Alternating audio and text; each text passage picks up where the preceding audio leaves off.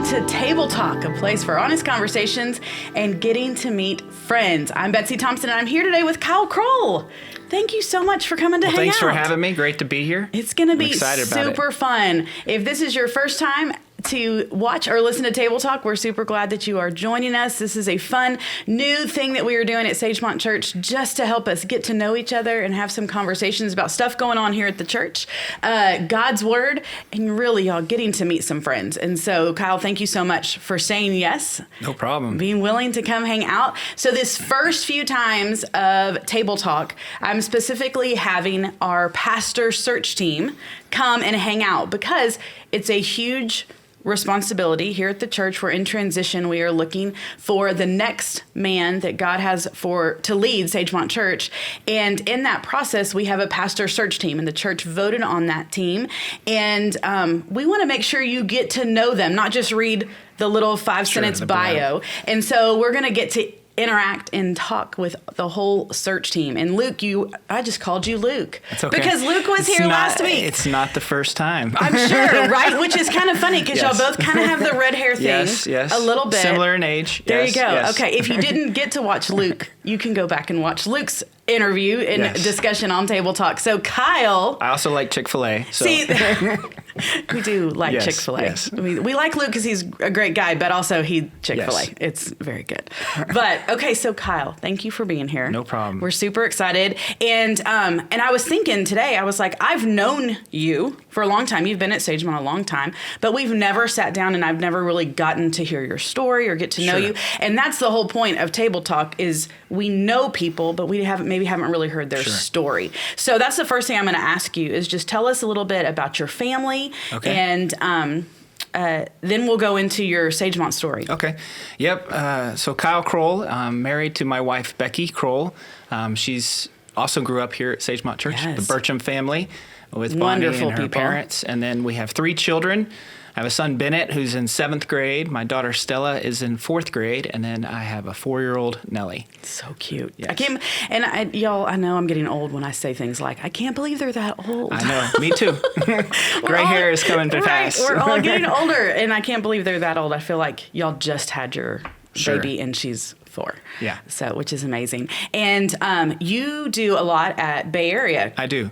School. Yes. Help and coach and stuff. What do you do with all that? So I work in orthopedics outside, and then I guess when our son started Bay Area, my wife actually went there for her whole 12 years. Okay, I didn't know that. That's cool. My dad actually started the athletic baseball program. Really? Yes, back in the late 70s. Okay. So I grew up as a kid, going to football games, all that stuff. Cool. That was kind of my childhood. And then when I was 5, he went to Friendswood ISD and then was there. And so, so then we came back, and then I was asked if I could coach baseball. So this is my 6th season, finished up with that. And then I announced the football games on Friday night. Yes. So I try to stay involved with the voice at the football games. The voice of the Broncos, yes. It's not great, but... No, he does you do a great job. I've been there. It's good. I get to work with my dad because he helps spot, and it's a good time just to be together with him and do stuff together like that. Was your dad a coach? He was. I did an not athletic know director. That. Yeah, okay. He was like the first athletic director ever there, started the baseball program. That's why it was really neat because the last 2 seasons we had won first state championship in the history of the school, and it was like, well, my dad started this program when I was born, the year I was 1980. And so it's really cool that it kind of got to see it full circle. That is really, cool really neat. That's awesome. See, I feel like I know you more from baseball because you play. Where did you play in college? I played at the University of Houston. Okay, Cougars. There you go. Lots of Cougar fans out there. I know. And then you went into the professionals for a season for a while, right? 7 years. Yeah. 7 years. Yeah. So cool. Yeah. Pitcher? I was a pitcher. Okay, yes. That's what I thought. Yeah. Okay, all y'all that have tons of questions about that, go see Kyle because the Oakland A's. I don't have tons. The least popular of all teams now. But is it? Oh, that's right, because they're the big ones that we're moving to Las Vegas probably. So yeah. I forget it. I don't know a ton about it. It's okay. I like baseball. Me too. I watch when the Astros get at the end. But I'm an Astros fan, true and true. Yes. They're fun. They are. They're fun. And they're right here, which is really nice. Yes. So I know you as the baseball guy. Yes. But then you have like a job. I do. What do you do? So I work in orthopedics. So been with the company, Don Joy, for 16 years. And so basically anything that you would get brace-wise from a hospital, doctor's office, urgent care, surgery center, kind of do that. I work with doctors. I work with hospital systems. I work with professional sports teams, like anything the Texans would get. Like I go in there and see them and take care of them and all that stuff. So basically, like anything you see, like out there, brace-wise, boots, crutches, to all kinds of stuff you do in physical therapy. That's kind of what we do. And so I drive a lot. I have a bunch of accounts. My territory is really the west side of town. So I spend a lot of time in my car, get to listen to a lot of cool sermons and stuff like that. So that's really opportunity for that. That's 16 years. That's a long time. Yes. That's amazing. Yeah. That's really cool.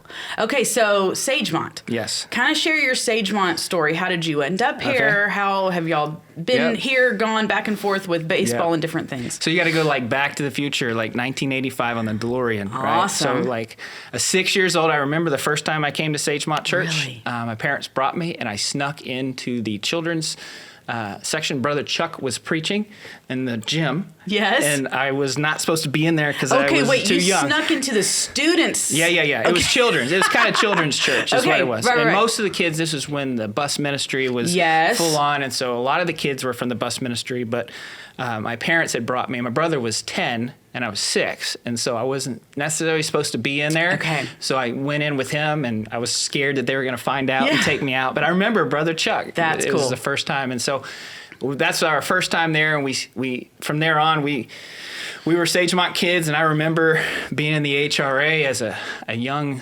student, and just how comfy and short those seats are, and how difficult it was with Brother John. And he would regulate kids that were not behaving well and stuff. And so that wasn't me, luckily, but it was great. So it's kind of the future. Like, hey, I came here, and then when I was 7 years old, I made a profession of faith there, and with Brother John, was baptized in that baptistry. Cool. But it wasn't really something that I owned it was kind of like it was expected. And so I went through my high school career and life, and it was just like basically, I was a Sagemont kid. I wasn't doing things I wouldn't do, but I hadn't really committed to the Lord.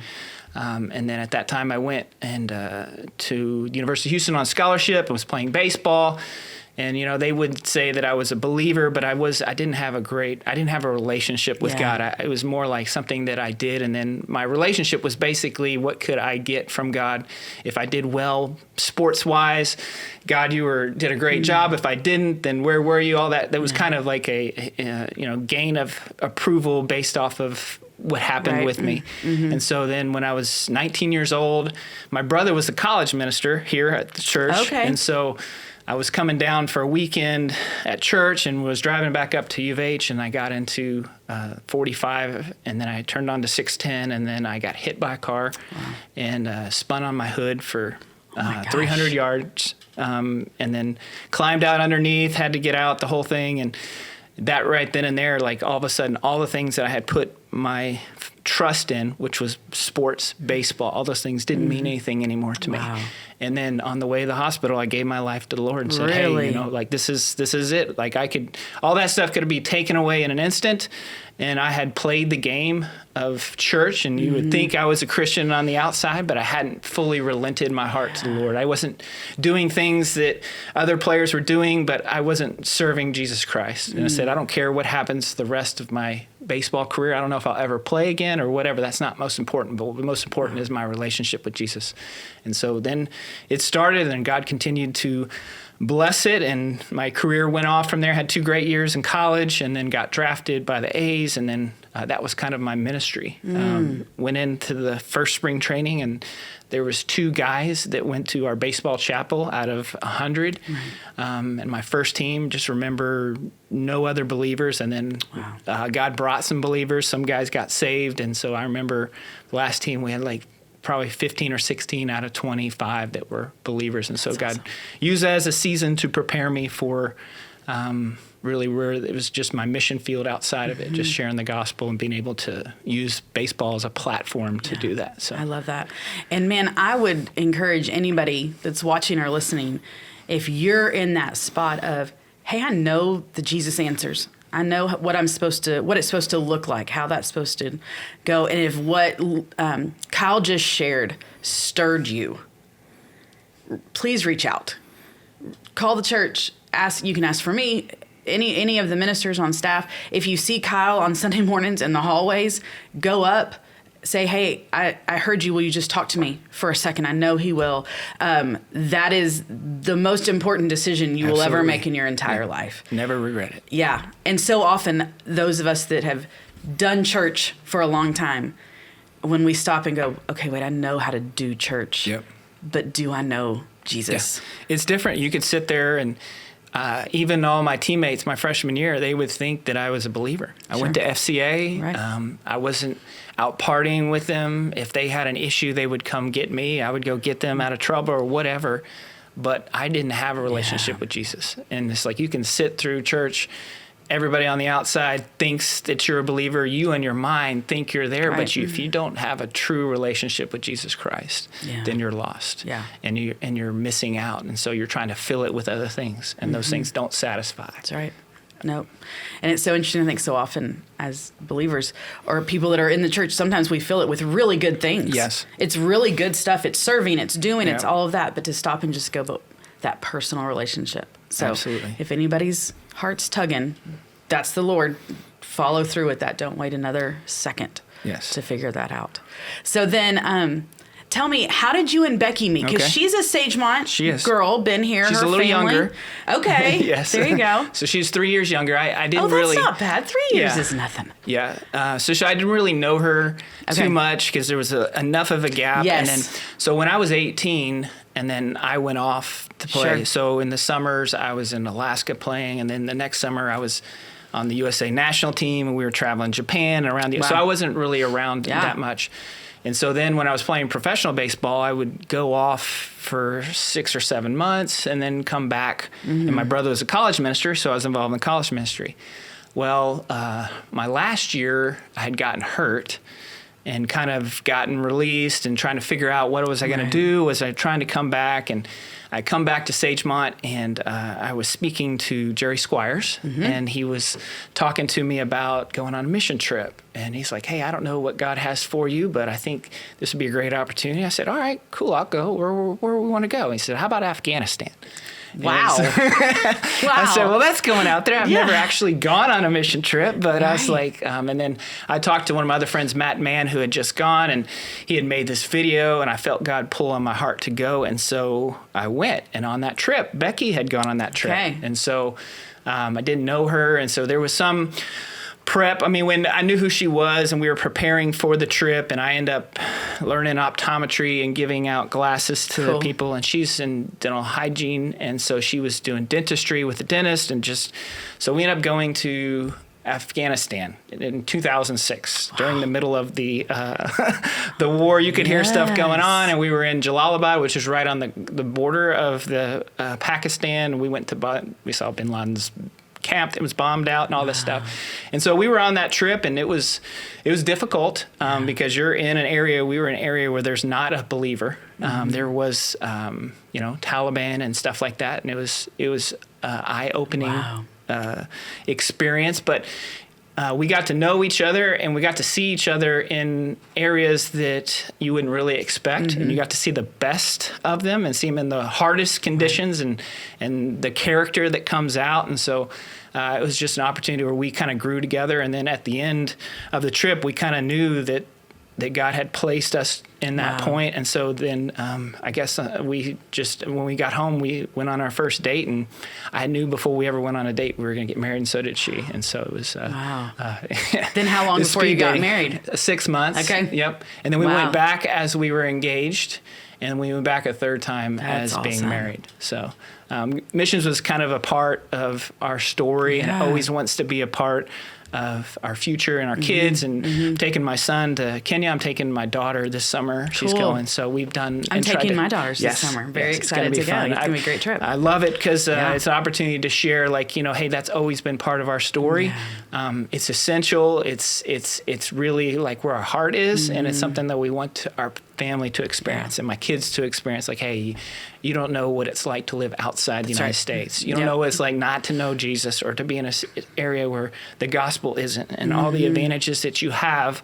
God's placed that for you, a purpose for you to be able to use that to share to other people and fulfill the Great Commission. Yeah, that's awesome. I love that. That's really cool. I did not know that about how y'all met. That's amazing. The speed dating, I guess, maybe, without actually dating. Speed dating in a foreign country doing work. That's God's awesome. work, yes. That's so cool. That's awesome. How long have y'all been married? 16 years? We'll be 16 in September. Okay. That's amazing. And then, so after y'all got married, have y'all been at Sagemont the whole time? Okay. We were married in my brother married us in the HRA right there. And so we have always been there. Haven't gone anywhere. Okay. I don't think her parents or my parents will let us go. Right. Yeah, I was going to say. Everybody don't go anywhere. Grandbabies and all the things. So that's awesome. So, okay. So let's just talk pastor search team for just a second. And and I know last night, actually, y'all did training. Yes. And that's one of the things Luke talked about is the training process and then the process of looking through resumes. And y'all are in the training process. Yes. Talk a little bit about the importance of taking the time to do that training process. Sure. And I think being on the last team gives me a good perspective of kind of what the whole picture from front to back looks like. And last time, Dr. Richards, who came last night, did the same training. And I think it was great for all of us, even me and Luke, because we probably gained some stuff that maybe we had known or hadn't known, but the process and just the resources that they have with the SBTC. And I've known Dr. Richards for a long time. My brother had worked at the SBTC for 17 years. And just like the wealth of knowledge and experience of, hey, this is what this looks like. And I think a lot of times you don't know what you don't know until you figure out what you don't know. Absolutely. And I think that's part of it, is coming in there and just understanding, hey, we want to have a process set in place. We'll decide if it's the same as what we did last time or not, or what we want to change. And having gone through that, it's great, especially for some of the newer people to the team, just kind of getting used to, okay, here's what it looks like from start to back. This is what is important. These are things that we need to understand. These are things we need to figure out about ourselves and the church. And I think it's been great for us to do that, as well as grow together as a group. I think that's a really important thing, to develop trust and honesty and communication, to where I think that was one of the things that I felt great about the last team, is like everybody knew everybody and loved everybody and understood their opinions need to be heard. And we want to be able to be transparent and clear in the same boat. And I think that's essential. And we're gaining that. And it's a great group of people. Taking time. We're, take the time that it needs for God to find his man. Yeah, I love that. And so in this process, of course, the end goal is to find that person God has for the church. But outside of that main goal, what are some other things that you really are praying for God to do through this process? I think unity is one thing. As a body and as a church, and we're going through this time of prayer and the season of prayer and just the things that are going on and the lives that are being impacted and the student building and all those things, and just praying that God just is preparing this person for Sagemont and Sagemont for this person. And so that we meet during his time, at his predetermined time for the right person, God's man, that he knows who it is. That's right. We just have to be faithful to do what he's called us to do to find that person, and just know that everything is gone about for a reason, and that we believe that God has purposely set up us in this place to find the right person at the right time. That's right. I love that you say, God preparing that guy, because he's somewhere right now, today, somewhere. And so praying for him that God's preparing his heart for the right season and right time to come here. But I love that you also said in preparing Sagemont for that right person. Yeah. And so what are some specific ways that you would say, hey, Sagemont, start praying this for our personal selves, but also just our church body? Yeah, I think it's just pray for God to just we want to see a movement of God just among the people. You're seeing it. I mean, we saw last weekend what happened in the city of Houston and our area, and it's just about like, hey, God, we're excited about the future of Sagemont Church. We have seen how the church has grown and the state of where we're at, and some of these new people that have come, and think about all the new classes that are there, and the young people that are coming, and just that God is preparing this. Sagemont is a great place. Great opportunity. God's doing amazing things in here, and we're excited about the future and just saying, hey, God, we want your man and your vision for what was to come in the future, and we just want to be faithful to that. And I think that's a big thing in memorying. And I think one thing we talk about, and I talk to the team about, one of the things I see is you don't treat this as like a job interview. This is a calling. Amen. You got to find the person that, you don't look at it in a secular aspect of this is how this person, all these things lines up, and this is the right person and all these things. It's like, no, God has a reason, and God's calling that person for a reason. And we talked about last time, 1 Samuel 16, we talked about the calling of David, and, it's like, Samuel goes through all the brothers and is like, no, that's not it. That's not it. That's not it. Do you have anybody else? Well, it's the guy that's out tending the sheep, and he sees him and I say, hey, his appearance isn't what you see on the outside. It's what God saw on the inside. And that's what we're looking for. That vision of, hey, we're calling this person. God's calling them to us. We're calling to them, and we're going to meet. And they're the person that God has called for this church, the future. I love that. That's awesome. That's a great take that all the stuff you just said, and y'all, we can turn that into prayers for that person, for our church, for ourselves as we're walking through this process. I love that. That's awesome. And you did mention we're in a season of prayer right now at Sagemont, and really being purposeful to, as a church family, pray together and be focused on what we're praying about. And so just for you personally, tell us a little bit about where you're at in your prayer life. Do you have things you use to help you? Is it just the quick when, because a lot of times, y'all, it's the quick when I have a second, and it's just a matter of doing it. But how is your prayer life right now? So it kind of depends on the day and what's going on specifically. Obviously, it's easy just to lob prayers up to God and expect that's there. But a lot of times, the thing that's most important is it's a two-way conversation. Love that. And so part of it is, hey, I know I need to pray to God, and I'm going to, because I need that. But I also need to hear from God. Amen. And I think sometimes, I'll use that when I'm driving, because I drive a lot when I'm working, or I'll listen to music or a sermon, something like that. It's like, hey, I'm praying through something. But if it's me communicating the whole time and never listening, I'm never really going to hear, and God's never going to implant anything into my heart. And so just knowing that sometimes you just got to be still and listen. But also, hey, part of it also is just, seeking. And I like to really study and be in God's Word, and that's where I get a lot of it. And really searching and being that I like to teach, and that's my gifting. And I like to read it like I'm preparing to teach it. And so I've been going through, in the last series I was teaching out of Exodus and God preparing Moses, and really just gleaning a lot of stuff from that Moses is he's the most qualified person. It doesn't matter. He sees all these things that God's doing. He still doesn't feel qualified. Sure. And God's like, no, I formed your mouth. I did this thing. I'm going to use you in a way that glorifies me. And it's not about you. It's about me.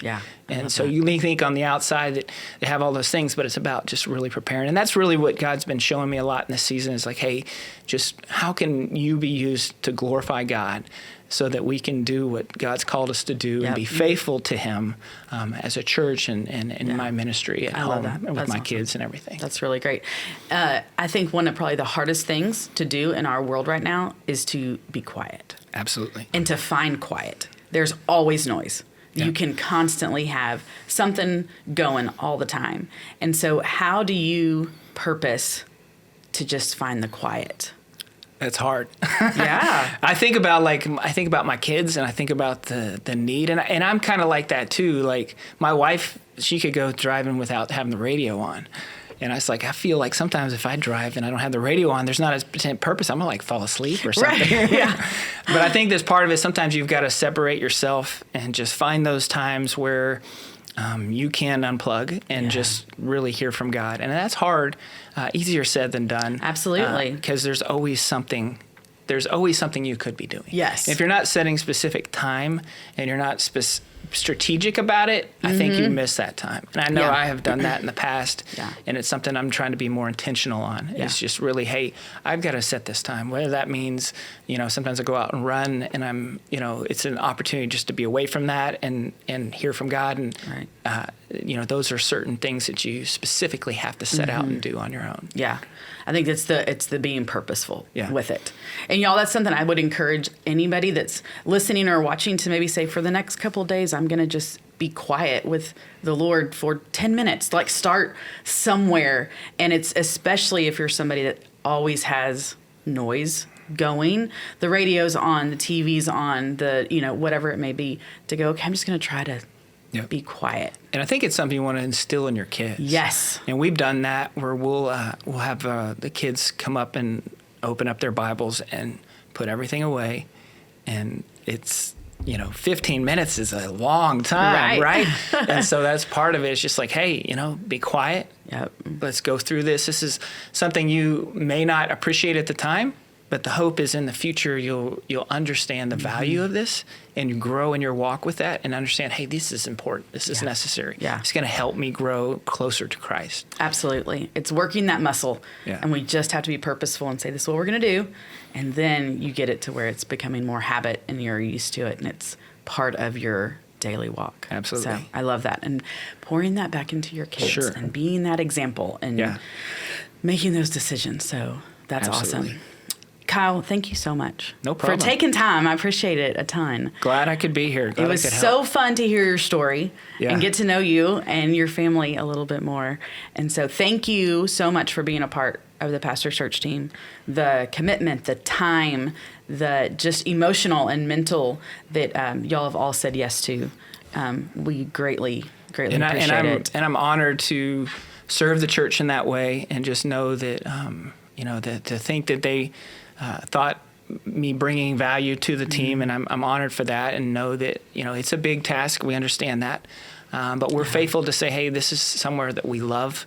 God has special plans for Sagemont Church, and our job is to take time to find God's man and do it in a way that glorifies God and brings unity to the church, and that's our goal and focus of it. Is just to really do that in a way to be, hey, the best days of Sagemont are ahead. And we're excited about the future. Yeah. My kids are excited about the future, but we need to be faithful to listen to God and his timing and his calling. So I'm excited about it. It's a great group of people we get to work with. And we're just excited for the future of what God has planned for Sagemont Church. I love that. Thank y'all for what you're doing. Y'all, everybody out there, pray for this team. Just cover them in prayer every day when you think about it. We're so blessed to have them leading out in this. And then pray for that man, wherever he is. And all of us praying for him and for God to begin working in his heart and preparing him for the job that God's going to call him to here. And then also pray for us as we are prepared for when he comes. So thanks again for hanging out. Thanks everybody for watching or listening. We're so glad you joined us at Table Talk today. Have a great rest of your day. Thank you.